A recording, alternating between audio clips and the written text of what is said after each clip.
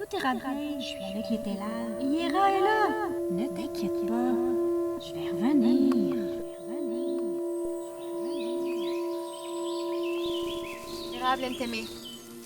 Puis-je te parler? Oui, bien sûr, Ayeta.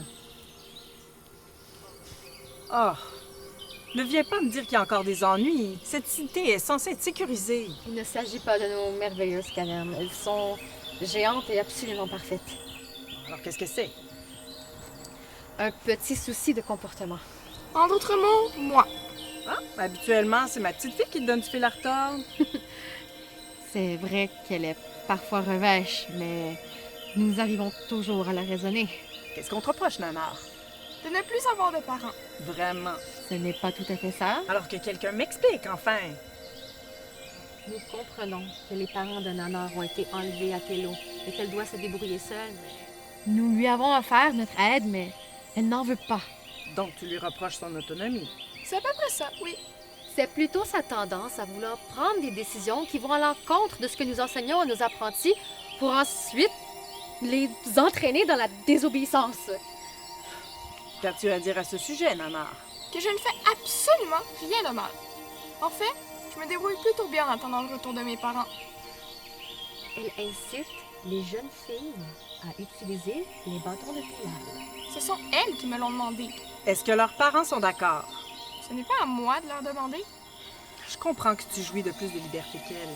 Mais notre société est régie par des lois, Nanar, que tu devrais connaître. Je n'ai pas terminé. Ton premier devoir est de recevoir l'enseignement des prêtresses. Je veux devenir une tellale. Ce qui n'est pas possible sans le consentement de ses parents. Ils ne sont plus là. Et si on les retrouve seulement dans quelques années, j'aurais raté ma chance d'aller étudier à Sidouri. Sid n'aime pas que nous élevions la voix, Nanar. Des fois, il faut bien qu'on se fasse comprendre. On peut aussi y arriver avec de la discussion amicale.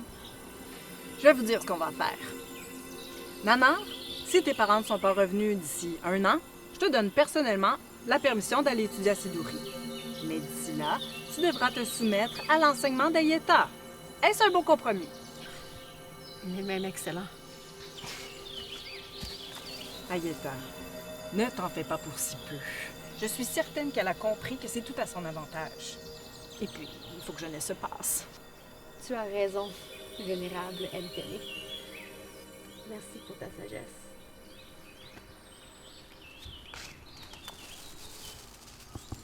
Mon petit doigt me dit que je vais les revoir bientôt.